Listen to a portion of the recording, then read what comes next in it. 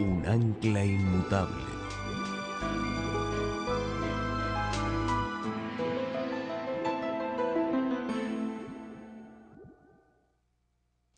Antes de entrar a nuestro estudio de esta mañana, queremos pedir la bendición de Dios. Así que les invito a inclinar sus rostros conmigo y vamos a orar al Señor. Padre Celestial, te damos gracias por el gran privilegio que nos concedes de venir a tu casa en tu santo sábado para estudiar tu palabra. Señor, el tema que voy a trazar en esta mañana es demasiado sublime para expresarlo en palabras humanas. Me siento anonadado. Te pido, Señor, que limpies mis labios, que me des pensamientos claros, para que yo pueda trazar, aunque sea un poco, las maravillas de tu salvación. Te ruego también al comenzar que tú estés en este lugar en forma marcada por medio del ministerio de tu Espíritu Santo. Señor, si hay alguien que no ha recibido a Jesús como Salvador, te ruego que en esta mañana lo haga por la influencia de tu Santo Espíritu.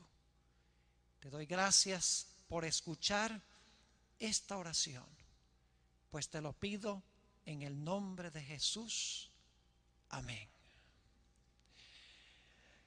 Quiero invitarles en esta mañana a abrir sus Biblias conmigo a Apocalipsis, el capítulo 14 y el versículo 6. Apocalipsis 14 y el versículo 6. Vamos a estudiar una frase corta que encontramos en este versículo. Vamos a hablar del Evangelio eterno. Dice allí: vi volar por en medio del cielo a otro ángel que tenía el evangelio eterno para predicarlo a los moradores de la tierra y a toda nación, tribu, lengua y pueblo. Según nos dice la Sagrada Escritura, en el mensaje final de Dios se predica el evangelio eterno. Es más, en Mateo el capítulo 24, si van un momento conmigo allí, Mateo el capítulo 24 y el versículo 14, el Señor Jesucristo habló del mismo evangelio. Dice lo siguiente: y será predicado este evangelio del reino en todo el mundo para testimonio a todas las naciones, y entonces vendrá el fin. La condición para que venga el fin, entonces, es la proclamación del evangelio eterno a toda nación, tribu, lengua y pueblo. Pero la pregunta surge inmediatamente: ¿en qué sentido es este evangelio eterno? ¿Acaso el evangelio eterno no es el evangelio de la salvación? ¿Y acaso no se necesitó la salvación nada más desde el momento que nuestros primeros padres pecaron? ¿En qué sentido es el evangelio aquello que ha existido siempre en el pasado, que existirá siempre en el futuro y que son buenas nuevas en el presente? ¿En qué sentido es el evangelio eterno? En Apocalipsis, el capítulo 13 y el versículo 8, encontramos una declaración muy interesante. Apocalipsis, el capítulo 13 y el versículo 8, que nos ayuda a entender un poco más en qué sentido este evangelio es eterno, siempre ha existido.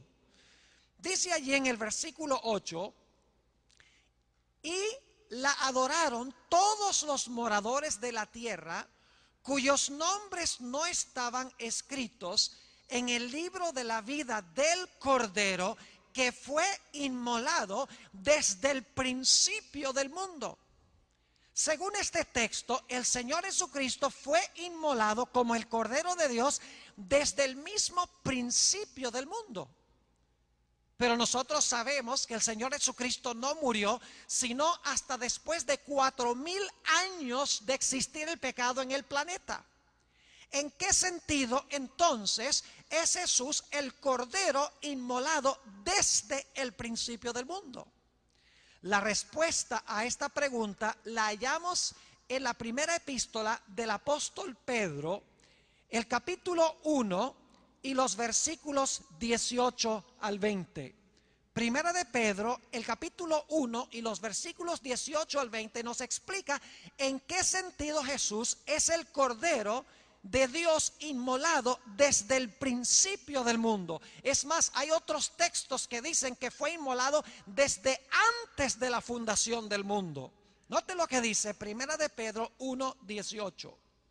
Sabiendo que fuisteis rescatados de vuestra vana manera de vivir, la cual recibisteis de vuestros padres, no con cosas corruptibles como oro o plata, sino con la sangre preciosa de Cristo, como de un cordero sin mancha y sin contaminación, ya destinado desde antes de la fundación del mundo, pero manifestado en los postreros tiempos por amor de vosotros.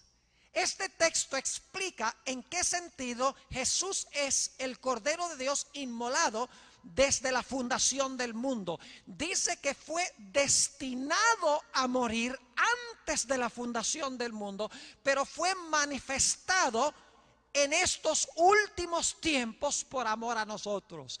Es decir, el plan de salvación fue elaborado desde antes de la fundación del mundo. Jesús fue destinado a morir desde antes aún que surgiera el pecado en el mundo. Qué hermoso pensar que cuando surgió el pecado, el Padre y el Hijo no dijeron, ¿y ahora qué vamos a hacer? No pasó así. Ya había un plan en caso de que el hombre pecara. Un plan por el cual Dios iba a salvar al ser humano. En este sentido, el evangelio que se debe proclamar a toda nación, tribu, lengua y pueblo es un evangelio eterno, porque no hubo nunca un tiempo en que Dios no tuvo un plan para salvar a la raza humana, para salvarte a ti y para salvarme a mí. Quiero invitarles a ir conmigo a Apocalipsis, el capítulo 15 y el versículo 1. Encontramos aquí una declaración que nos lleva a pensar seriamente en cuanto a lo que va a suceder muy pronto en este mundo. Está hablando del derramamiento final de 7 plagas terribles sobre el planeta Tierra. Y esto tiene una relación estrecha con el evangelio eterno, como vamos a ver en nuestro estudio de esta mañana, porque en Apocalipsis tenemos en otros sitios de este libro una explicación de lo que es el evangelio eterno. Noten Apocalipsis 15 y el versículo 1. Vi en el cielo otra señal, grande y admirable. 7 ángeles que tenían las 7 plagas postreras, porque en ellas se consumaba la ira de Dios. Noten que este texto nos dice claramente que las 7 postreras plagas son la consumación de la ira de Dios sobre el planeta Tierra. Vamos al capítulo 16 y el versículo 1, que nos agrega un detalle que no está en el 15:1.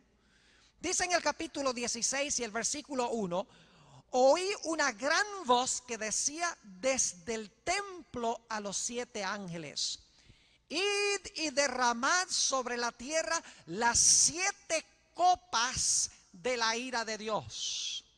Ahora, Apocalipsis 15:1 nos dice que en las 7 postreras plagas está consumada la ira de Dios. Pero en el 16:1 nos dice que la ira de Dios está contenida en copas, y de las copas se va a derramar la ira de Dios. Es decir, la consumación de la ira de Dios se va a derramar de 7 copas.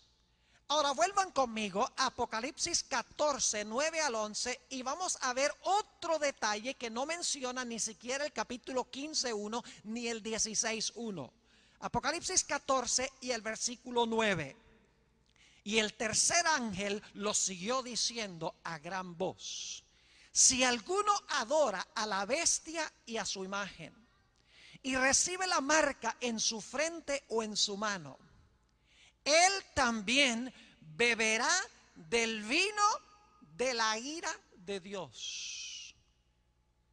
Y sigue diciendo que ha sido vaciado puro en el cáliz de su ira, y será atormentado con fuego y azufre delante de los santos ángeles y del Cordero. Y el humo de su tormento sube por los siglos de los siglos. Y no tienen reposo de día ni de noche los que adoran a la bestia y a su imagen, ni nadie que reciba la marca de su nombre. El detalle adicional que se da aquí en Apocalipsis 14, versículo 9 al 11, es que lo que está en las copas, aquellos que han rechazado a Cristo van a tener que beberlo. Así que juntando Apocalipsis 15:1, Apocalipsis 16:1 y Apocalipsis 14:9 al 11, notamos que en las 7 postreras plagas es consumada la ira de Dios. Esas 7 plagas están contenidas en copas, y Dios va a derramar las copas, y aquellos que se perderán van a tener que beber la ira de Dios que se encuentra en las copas. Ahora, en el libro de Apocalipsis se dice que hay 2 grupos de personas que estarán en el mundo cuando Cristo venga. Estarán los salvos y estarán los perdidos, los que reciban el sello de Dios y los que reciban la marca de la bestia. Pero inmediatamente nos preguntamos, ¿por qué razón un grupo es salvo y el otro grupo está perdido? Claro, recibieron el sello de Dios o la marca de la bestia, pero ¿acaso todos no eran pecadores? ¿Acaso todos no merecían beber la copa de la ira de Dios? Aún los salvos fueron pecadores, los impíos son pecadores. ¿En qué sentido hay una distinción entre los salvos y los pecadores si todos en realidad en un momento u otro fueron pecadores? ¿No merecen todos, por ser pecadores, beber las copas de la ira de Dios? La Biblia tiene la respuesta de por qué el grupo de los salvos no beberá las copas de la ira de Dios.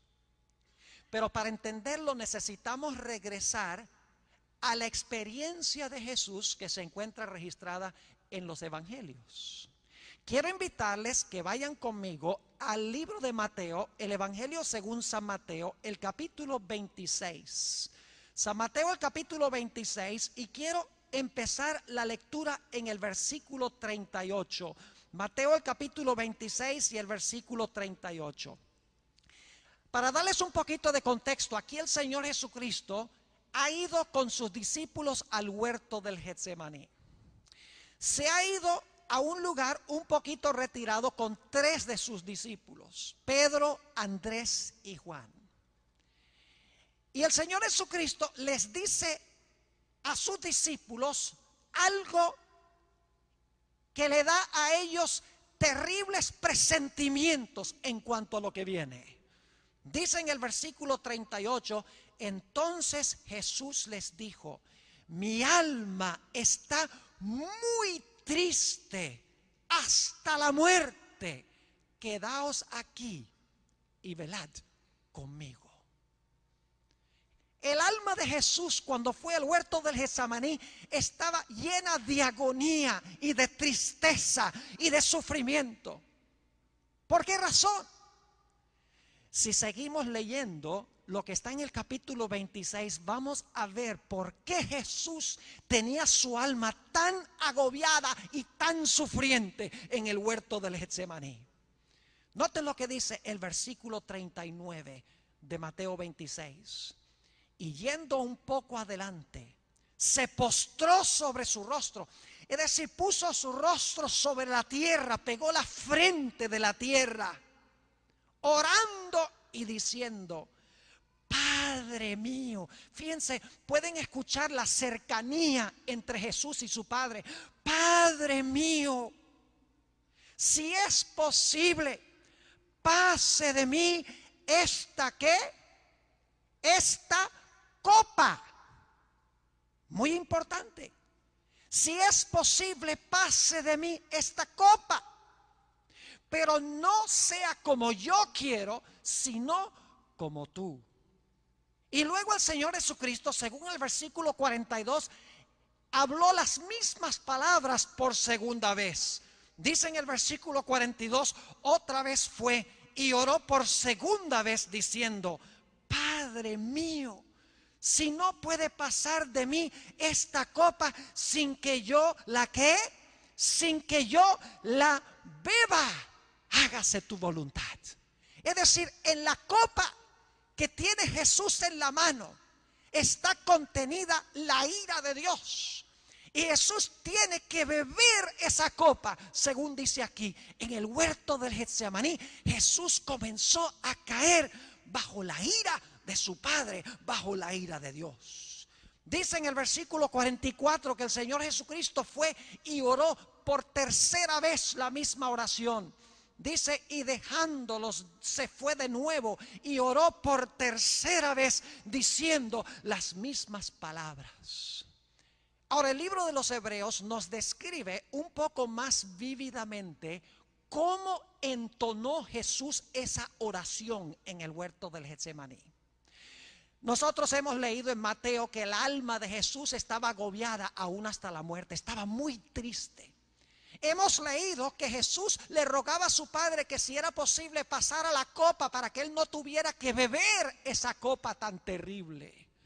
Pero el libro de los Hebreos nos explica un poco más los sentimientos de Jesús cuando oró a su Padre. Vayan conmigo, si tienen sus Biblias, al libro de los Hebreos, el capítulo 5 y el versículo 7, donde se expresa de una forma más vívida la agonía intensa de Jesús cuando llevaba esa copa temblorosa en su mano. Dice en Hebreos 5 y el versículo 7: y Cristo, en los días de su carne, es decir, mientras estuvo en la tierra, ofreciendo ruegos y súplicas con gran clamor y lágrimas al que le podía librar de la muerte, fue oído a causa de su temor reverente. Fíjense la descripción tan vívida de los sentimientos de Jesús mientras tenía esa copa en su mano. Dice que ofrecía ruegos y súplicas con gran clamor y con lágrimas. La agonía de Jesús se describe aún más en el Evangelio según San Lucas, el capítulo 22 y el versículo 44. Una experiencia que nosotros difícilmente podemos comprender, porque es una angustia tan terrible que nos dice la Biblia que el Señor Jesucristo en el huerto del Getsemaní inclusive sudaba gotas no de agua sino de sangre. Lucas 22 y el versículo 44 dice: y estando en agonía, fíjense la descripción, estando en agonía, oraba más intensamente. Y era su sudor como grandes gotas de sangre que caían hasta la tierra. Fíjense esta descripción tan vívida: ruegos, clamor, lágrimas, lloro, tristeza aún hasta la muerte, la copa temblando en su mano, sudando gotas de sangre terriblemente. ¿Por qué razón? Porque Jesús sabía que tenía que beber la copa. Y la pregunta es: ¿quién es el que le dio la copa? San Juan, el capítulo 18 y el versículo 11 explica quién le dio la copa a Jesús. Casi incomprensible esto. Dice en San Juan, el capítulo 18 y el versículo 11: Jesús entonces dijo a Pedro: mete tu espada en la vaina. La copa que el Padre me ha dado, ¿no la he de beber? ¿Quién le dio la copa a Jesús? Según dice Juan 18:11, fue su propio Padre el que le dio la copa, y Jesús tenía que beber esa copa que su Padre puso en su mano. Mis apreciados hermanos y hermanas, hermanos de la comunidad, jóvenes, señoritas, estudiantes, nosotros no podemos ni siquiera empezar a concebir cómo fue la agonía de Jesús cuando tenía esta copa en su mano, dada por su propio Padre. Podemos captar un poquito lo terrible que fue esta experiencia para Jesús cuando Jesús colgó en la cruz del Calvario. Las palabras de Jesús se hallan registradas en Mateo el capítulo 27 y el versículo 46. Difícilmente podemos entender estas palabras porque Jesús tenía una relación estrecha, íntima con su Padre. Y ahora, mientras colgaba en la cruz, su Padre retrajo su rostro de Jesús. La comunión íntima que habían tenido durante el ministerio del Maestro ahora no existía. El Padre retrajo su rostro de Jesús porque Jesús estaba cargando la copa. Noten las palabras que se registran en Mateo el capítulo 27 y el versículo 46. Y tanto impacto causaron en Mateo que Mateo registró las palabras en arameo. Dice allí en el versículo capítulo 27 y el versículo 46 lo siguiente: cerca de la hora novena, Jesús clamó a gran voz, la misma expresión que se usa en Apocalipsis 14 y el versículo 6 y 7, donde dice que el mensaje del primer ángel, el evangelio eterno, debe ir a gran voz. Jesús cumplió el evangelio en la cruz y clamó a gran voz. En Apocalipsis 14, 6 y 7 dice que ese mismo evangelio se debe proclamar a gran voz. ¿Y qué dijo Jesús? Elí, Elí, lama sabactaní. Y luego Mateo explica qué es lo que significa esto. Esto es: Dios mío, ¿por qué me has desamparado? Según este texto, el Señor Jesucristo se sintió abandonado de su Padre. Y la pregunta es: ¿por qué se sentía Jesús abandonado de su Padre? Mis apreciados hermanos y hermanas, aquellos que escuchan por radio, aquellos que están viendo por televisión, déjenme decirles que la razón por la cual el Señor Jesucristo clamó estas palabras es porque el Padre había colocado sobre Jesús los pecados de toda la raza humana. Todos los pecados que se han cometido, los que se están cometiendo, los que se cometerán hasta el final de la historia, fueron colocados sobre Jesús. Es decir, Jesús bebió la copa de la ira de su Padre en nuestro lugar. Hay un libro que es en realidad uno de mis favoritos. Es la biografía favorita de Jesús, a mi parecer. Es lindo el libro, se llama El deseado de todas las gentes. Quiero leer algunas citas que encontramos en las páginas, en los capítulos titulados Getsemaní y el Calvario, para que podamos entender un poco más qué es la agonía por la cual estaba pasando Jesús. En la página 636 de este libro clásico, El deseado de todas las gentes, dice Elena G. de White: toda su vida en la tierra había andado en la presencia de Dios. Hablando de Jesús, mientras se hallaba en conflicto con los hombres, animados por el mismo espíritu de Satanás, pudo decir: el que me envió conmigo está. No me ha dejado solo el Padre, porque yo lo que a Él agrada hago siempre. Durante su ministerio, la relación entre Jesús y su Padre era estrecha. Sigue diciendo: pero ahora le parecía estar excluido de la luz de la presencia sostenedora de Dios. Ahora se contaba con los transgresores. Debía llevar la culpabilidad de la humanidad caída. Sobre el que no conoció pecado debía ponerse la iniquidad de todos nosotros. Tan terrible le parece el pecado, tan grande el peso de la culpabilidad que debe llevar, que está tentado a temer que quedará privado para siempre del amor de su Padre. Sintiendo cuán terrible es la ira de Dios contra la transgresión, exclama: mi alma está muy triste hasta la muerte. En la página 637 dice la misma autora: sentía que el pecado le estaba separando de su padre. La cima era tan ancha, negra y profunda que su espíritu se estremecía ante ella. No debía ejercer su poder divino para escapar de esta agonía. Como hombre debía sufrir las consecuencias del pecado del hombre. Como hombre, ahora escuchen, como hombre debía soportar la ira de Dios contra la transgresión.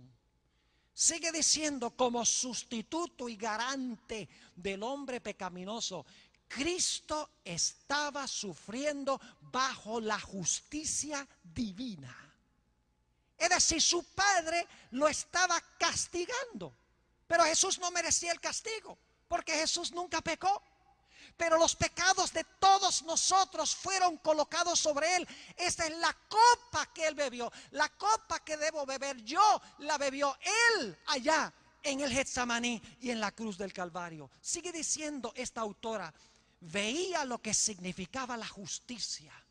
Hasta entonces había obrado como intercesor por otros. Ahora anhelaba un intercesor para sí mismo. Imagínense, quería un intercesor, alguien que abogara por él con el Padre, pero no había, porque el pecado nuestro los separaba de su Padre. Estaba bebiendo la copa de la ira de Dios por tus pecados y por los míos. En la página 638 del mismo libro, dice la autora, Satanás le decía que si se hacía garante de un mundo pecaminoso, la separación sería eterna. Quedaría identificado con el reino de Satanás y nunca más sería uno con Dios. Satanás le decía, si tú te bebes esta copa de la ira de Dios para con el pecado es tan grande que nunca más vas a tener comunión con tu Padre. Un poco más abajo en esa misma página dice la autora, los pecados de los hombres descansaban pesadamente sobre Cristo. Y el sentimiento de la ira de Dios contra el pecado abrumaba su vida. La ira de Dios contra el pecado. En la página 641 dice Elena White, había llegado el momento pavoroso. El momento que había de decidir el destino del mundo.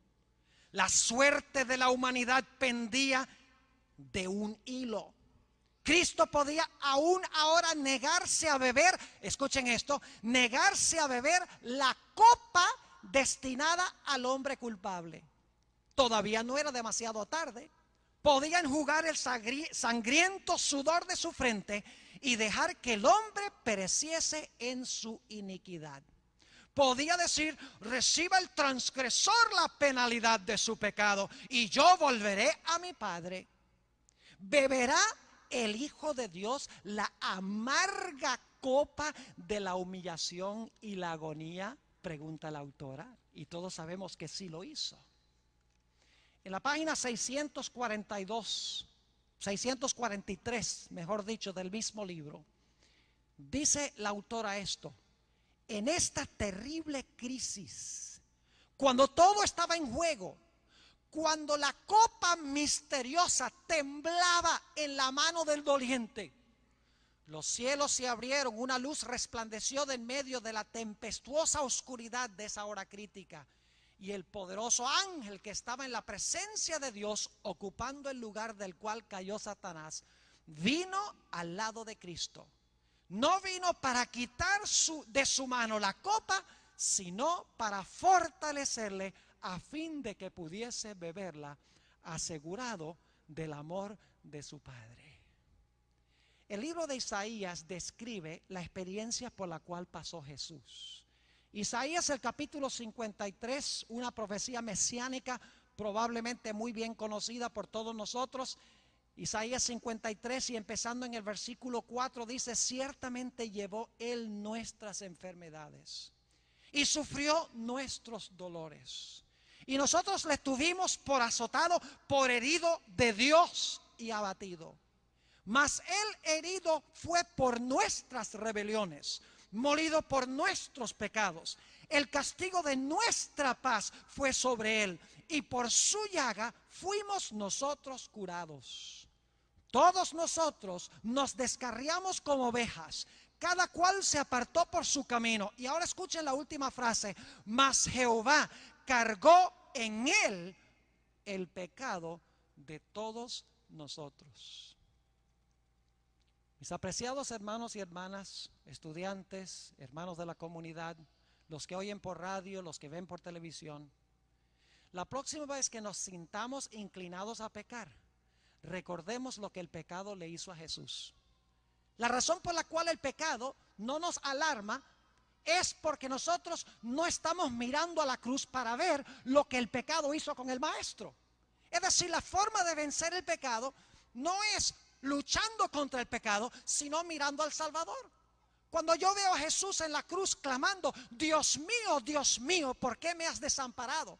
Le pregunto a Jesús: Jesús, ¿por qué tú dijiste esas palabras? Y Jesús dice: la paga del pecado es muerte. Yo clamé: Dios mío, ¿por qué me has desamparado? Porque estaba cargando tu pecado. Cuando yo veo lo terrible que es el pecado, que puso a Jesús en la cruz, que llevó a Jesús a exclamar esas terribles palabras, yo no voy a querer nada más que ver con el pecado. La razón por la cual peco es porque tengo mis ojos en muchas cosas y no en Jesús. Vayan conmigo un momento al libro de Ezequiel, el capítulo 39 y el versículo 17 al 19. Ezequiel, el capítulo 39 y el versículo 17 al 19. Quiero que notemos algo muy interesante acá. La Biblia dice que al final de la historia la mayoría de los seres humanos van a beber las copas de la ira de Dios. Pero la Biblia dice que el Señor Jesucristo bebió la copa de la ira de Dios. ¿Por qué razón la mayoría de los seres humanos van a beber las copas de la ira de Dios? Sencillamente porque no recibieron a Jesús, quien bebió la copa en su lugar. Ahora noten lo que dice Ezequiel, el capítulo 39, y quiero leer los versículos 17 al 19. Un poco de contexto aquí. Está hablando de la invasión de dos poderes que se conocen como Gog y Magog a la tierra de Israel. Pero vamos a encontrar que esto simboliza algo mucho más grande al final de la historia. Y quiero que noten que cuando Gog y Magog invaden a la tierra de Israel, Dios va a hacer algo con Gog y Magog, con los enemigos del pueblo de Dios. Dice en el versículo 17: y tú, hijo de hombre, así ha dicho Jehová el Señor: di a las aves de toda especie y a toda fiera del campo: juntaos y venid, reuníos de todas partes a mi víctima. Escuchen bien la terminología: mi víctima que sacrifico para vosotros. Un sacrificio grande sobre los montes de Israel. Y comeréis carne y beberéis sangre. Comeréis carne de fuertes, beberéis sangre de príncipes de la tierra. Ahora escuchen los animales: de carneros, de corderos, de machos, de cabríos, de bueyes y de toros engordados todos en Basán.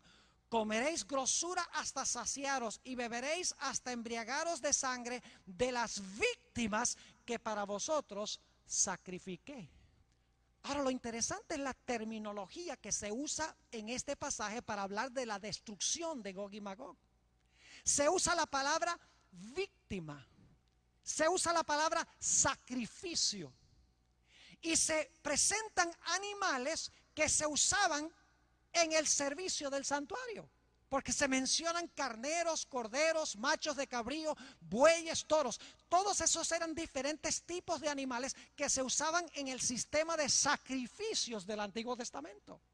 Esta terminología es terminología del santuario. Gog y Magog van a ser víctimas, van a ser sacrificadas como los animales de los sacrificios en el sistema ceremonial del Antiguo Testamento. Pero quiero decirles que este pasaje se cumple en un ámbito mucho mayor. Es una profecía de algo mucho más grande que va a pasar en el futuro. Vayan conmigo a Apocalipsis, el capítulo 20, para que veamos el cumplimiento final de esto. Apocalipsis, el capítulo 20 y el versículo 7 al 9. Está hablando de los perdidos, de los que van a estar fuera de la santa ciudad. Apocalipsis 20 y el versículo 7. Después de los 1000 años. Dice: cuando los 1000 años se cumplan, Satanás será soltado de su prisión y saldrá a engañar a las naciones que están en los 4 ángulos de la tierra. Fíjense aquí: a Gog y a Magog, que representan a todos los enemigos del pueblo de Dios, a Gog y a Magog, a fin de reunirlos para la batalla, el número de los cuales es como la arena del mar. Y subieron sobre la anchura de la tierra, rodearon el campamento de los santos y la ciudad amada. Ahora quiero que capten la escena.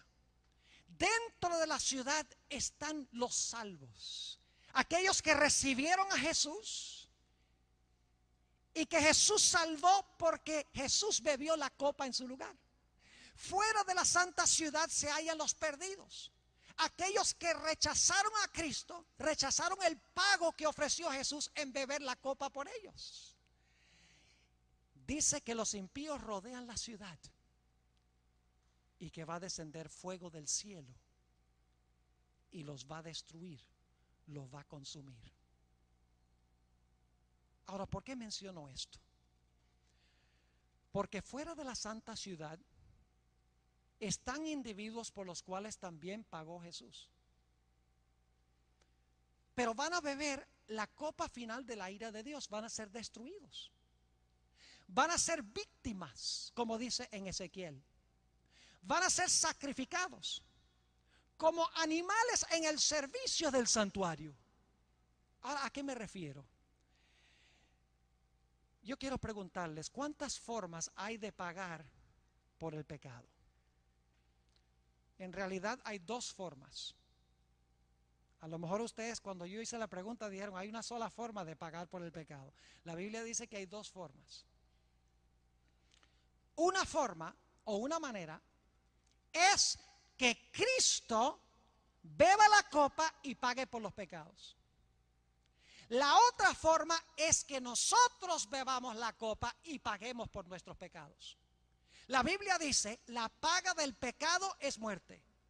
Si yo recibo a Jesús, quien pagó la muerte que yo debo sufrir, yo me salvo.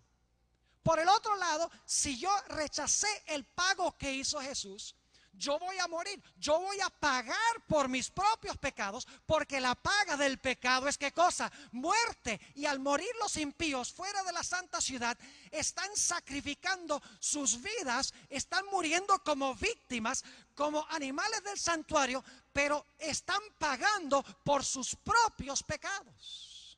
¡Qué desperdicio! Que Jesús haya bebido la copa, que Jesús haya muerto, y que toda esa multitud de personas estén fuera de la santa ciudad, perdidos. Ahora yo quisiera que fuéramos al versículo más famoso de la Biblia. ¿Juan qué? Juan 3:16. Dicen, pastor, no leamos ese versículo que no lo sabemos de memoria. Bueno, hay un punto que quiero recalcar aquí. Porque generalmente lo que hacemos es leer este versículo para hablar de lo maravilloso que es Dios. Dios ama al mundo y salva al mundo. Y nos olvidamos de que la segunda mitad del versículo tiene un punto muy importante. Noten lo que dice Juan 3:16. Porque de tal manera amó Dios al mundo. Eso te incluye a ti y a mí. Hasta el doctor Schultz lo incluye, hasta los más santos en nuestro medio. Porque de tal manera amó Dios al mundo, que ha dado a su Hijo unigénito. ¿Por cuántas personas dio Dios a su Hijo? Por el mundo. ¿Por cuántas personas bebió Jesús la copa? Por el mundo. Dice en 1 de Juan 2:2 que Jesús no solamente murió por los pecados nuestros, sino por los de todo el mundo. Jesús pagó por los pecados de toda la raza humana. Entonces algunos dirán, bueno, pastor, entonces todos se van a salvar. Si Jesús pagó el precio por todos los pecados, todos se van a salvar. Lamentablemente no es así, porque este versículo tiene una segunda declaración. Porque de tal manera amó Dios al mundo, que ha dado a su Hijo unigénito, para que todo aquel que en Él cree no se pierda, mas tenga vida eterna. ¿Captaron el punto? Jesús bebió la copa de la ira de Dios, sufrió por los pecados de la humanidad, quedó separado de su Padre, por todos los seres humanos de todas las épocas, por todos los pecados. Pero dice aquí que solo aquel que en Él cree no se va a perder, sino que va a tener vida eterna. ¿Cómo entendemos esto? Permítame darles una ilustración. ¿Han visto ustedes alguna vez a una persona a quien usted le compra un regalo y les da el regalo y estaban esperando otra cosa? Los esposos y las esposas tal vez pueden identificarse un poco conmigo, porque a veces nosotros nos decimos, por lo menos mi esposa y yo, nos decimos los regalos que queremos para el Día de la Madre y para el cumpleaños y para el aniversario. Más o menos damos una insinuación de lo que queremos. Y claro, a veces cuando se abre el regalo y no se captó la insinuación, entonces hay un poco de chasco. Pero yo he visto casos a donde padres han comprado un regalo para sus hijos, regalo de Navidad, y cuando los hijos abren el regalo y se dan cuenta que no hay allí lo que ellos querían, le dicen a los padres: llévate esto, yo no quiero esto. Yo pregunto, ¿un regalo se puede recibir o rechazar, sí o no? Claro que sí. Usted puede recibir un regalo o lo puede rechazar. Ahora pregunto, ¿cuánto cuesta un regalo? ¿Cuánto cuesta un regalo? La respuesta es ambigua, porque cuesta y no cuesta. Un regalo cuesta al que lo ¿qué? Al que lo compra. Pero el que recibe el regalo lo recibe gratuitamente porque es un regalo. Ahora, aplicándole esto a Jesús, cuando Jesús murió en la cruz, pagó un precio infinito, el precio de su sangre, para comprar el regalo de la salvación. Y Jesús ofrece ese regalo a toda la raza humana. Se lo compró para todos los que están aquí. Pero yo tengo que recibir el regalo. Dios me ha dado la opción de aceptar el regalo de la salvación o de rechazar el regalo. Y ese regalo es Jesús. El pago que hizo Jesús. Jesús bebió la copa para que en el tiempo del fin, cuando Dios derrame sus copas de la ira, no tengamos nosotros que beber la copa, porque Dios no va a castigar los mismos pecados dos veces. Sería injusto castigar el mismo crimen dos veces. Una vez que se ha castigado una vez, la justicia está satisfecha. Así que Jesús bebió la copa para que nosotros no tengamos que beberla. Lamentablemente, el libro de Apocalipsis dice que la vasta mayoría de los seres humanos van a rechazar el regalo y van a tener que beber las copas de la ira de Dios. ¿Cómo recibimos nosotros el regalo? Para que todo aquel que en Él cree no se pierda, mas tenga vida eterna. ¿Qué debemos hacer cuando creemos en Jesús? Vayan conmigo al Evangelio según San Marcos. San Marcos, el capítulo 16. Y quiero leer los versículos 15 y 16. Ayer en nuestro tema leímos estos versículos. Ahora quiero subrayar otro punto muy importante. San Marcos, el capítulo 16 y el versículo 15 y 16. Y les dijo: id por todo el mundo y predicad el evangelio a toda criatura. El que creyere, fíjense la conexión con Juan 3:16, donde dice todo aquel que en Él cree, pero ahora se habla de un paso adicional que se debe tomar, indicando de que creemos en Él. Dice: el que creyere y fuere ¿qué? El que creyere y fuere bautizado será salvo. ¿Saben que la Biblia dice que es en el momento del bautismo cuando yo participo de todas las bendiciones que ganó Jesús cuando sufrió en el Getsemaní y cuando murió en la cruz del Calvario? En el momento de mi bautismo, cuando soy sepultado debajo de las aguas y salgo de las aguas, Dios ya no me mira a mí, sino que me mira en Jesús. Dice: todo lo que hizo Jesús está en lugar de todo lo malo que tú has hecho. Es el momento, según la Biblia, cuando yo soy adoptado como hijo e hija de Dios. Es decir, mi creencia en Jesús se manifiesta en un acto tangible, el bautismo. Cuando me bautizo, en ese momento soy adoptado. Es la ceremonia oficial de adopción como miembro de la familia de Dios. En ese momento Dios me mira a mí como si nunca hubiese pecado. Porque no me mira a base de mis terribles pecados, sino, como dice la Biblia, soy acepto en el amado. Qué gloriosa experiencia ofrece Dios a aquellos que reciben al Señor Jesucristo el regalo.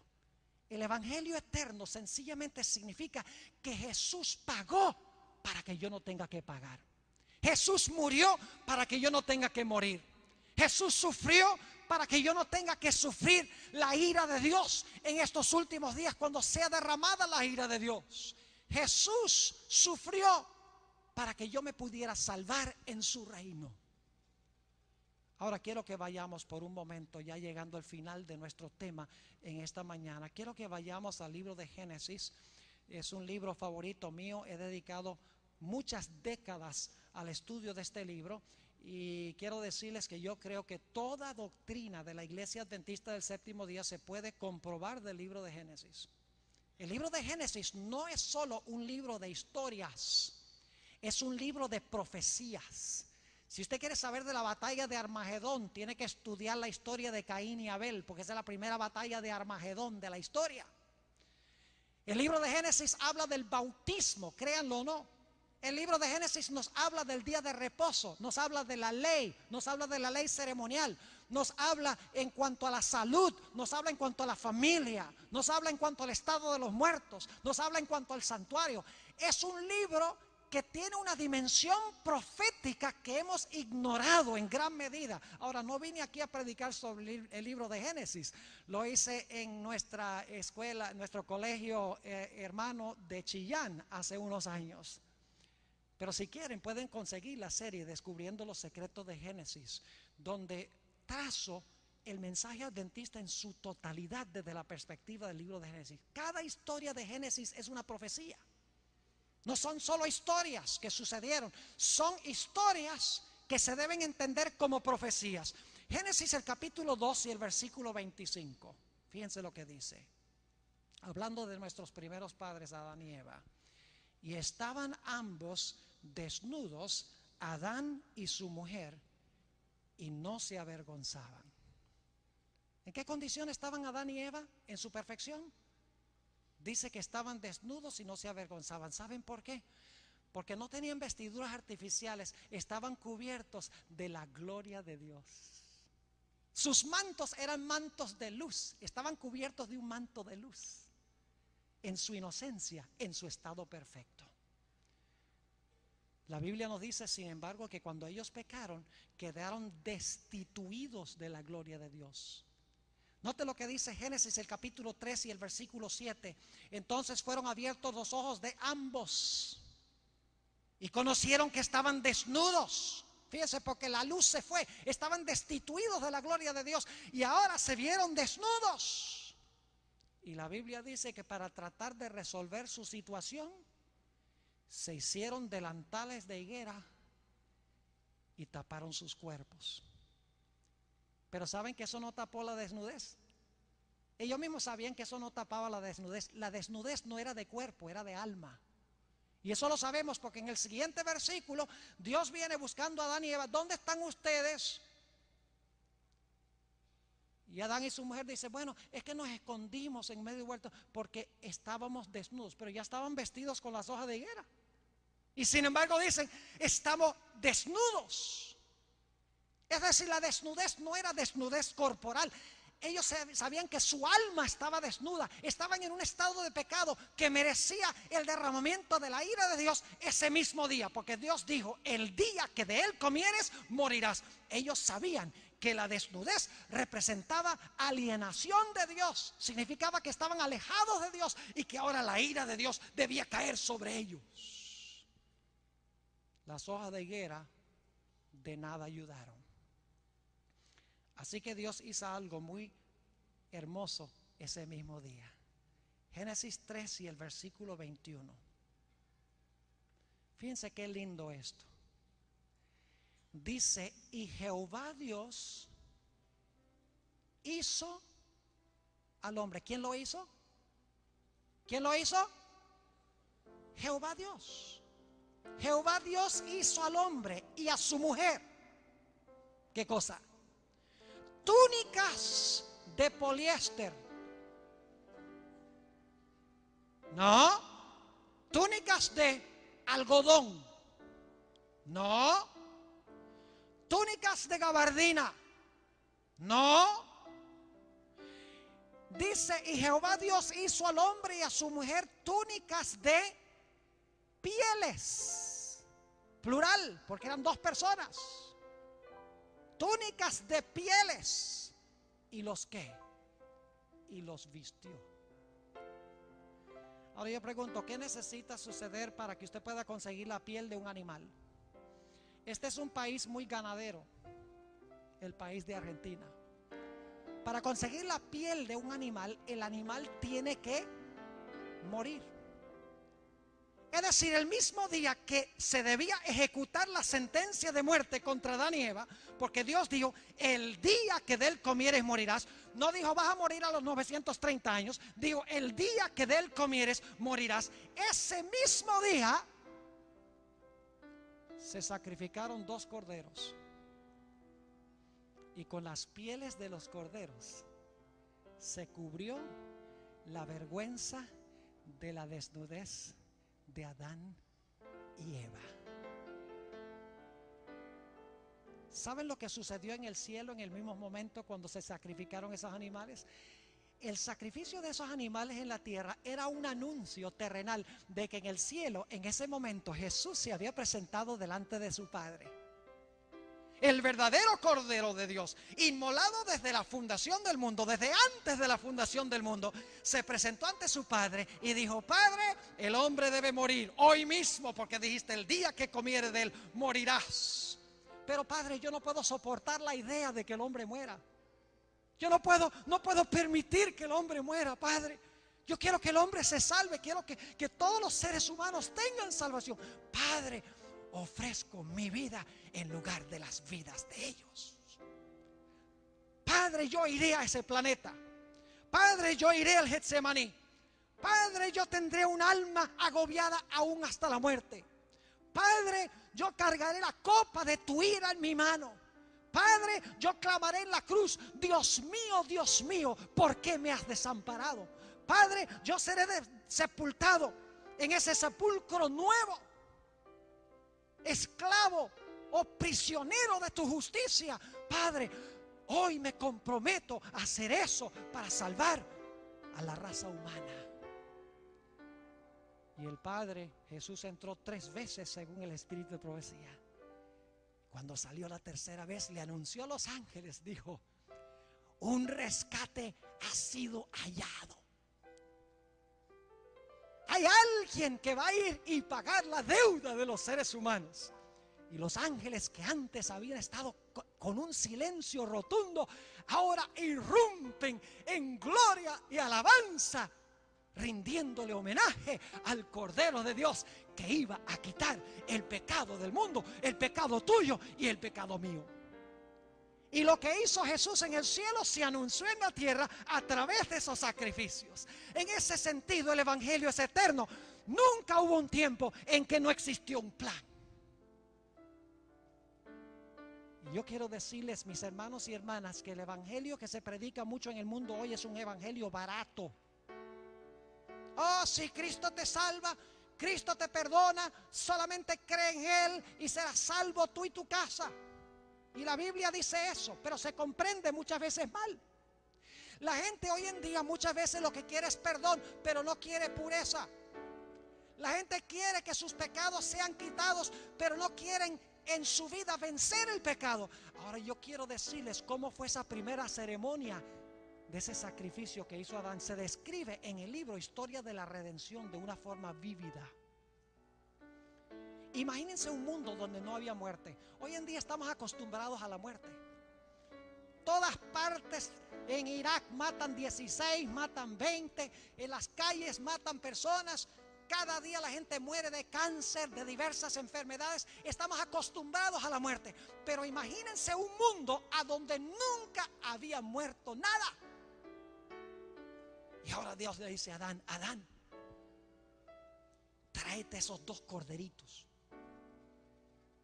Quiero que tomes esta herramienta. No sabemos si era un cuchillo, pero quiero que tomes esta herramienta, que rasgues el cuello de esos animales.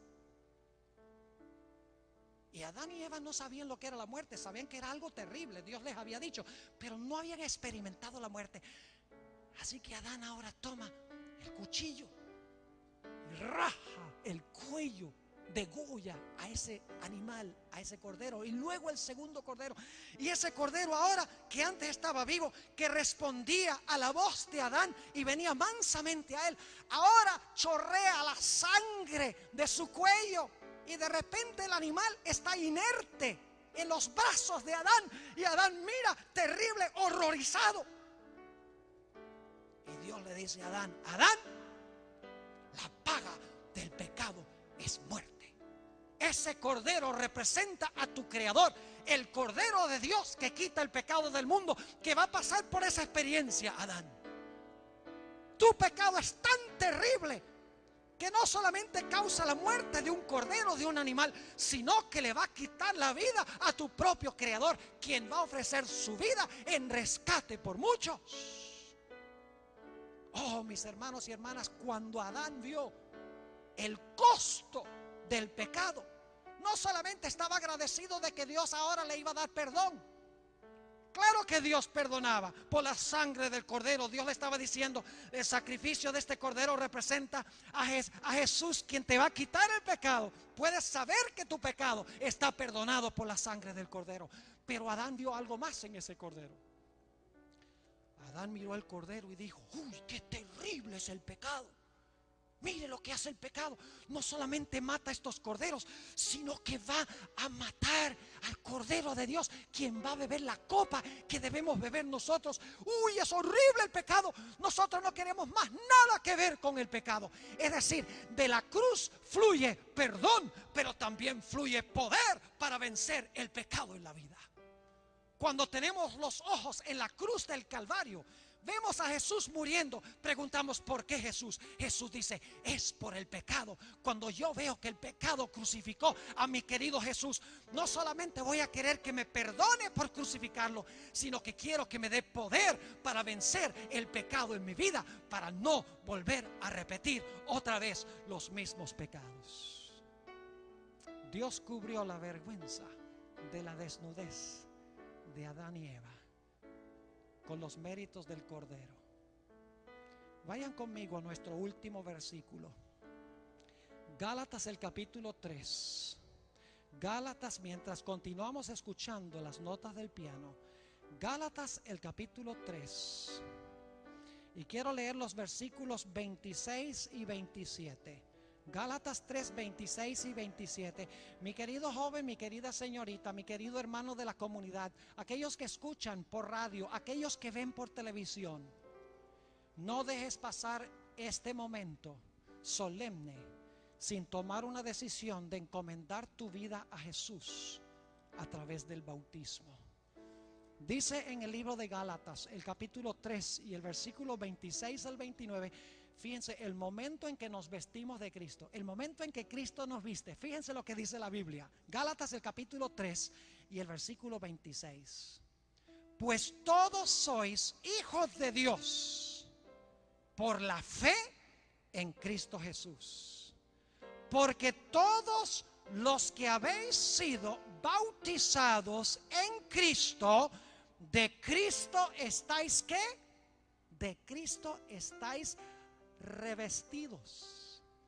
Fíjense que es en el momento del bautismo cuando Dios nos dice: ahora estás vestido de la perfecta justicia de Jesús.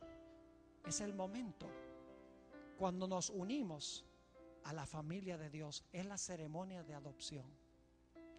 Yo quiero preguntar en esta mañana, aquellos que están presentes en este lugar en la solemnidad del momento, ¿Cuántos de los que están presentes quieren decirle al Señor Jesucristo: yo deseo en el futuro entregar mi vida a Jesús?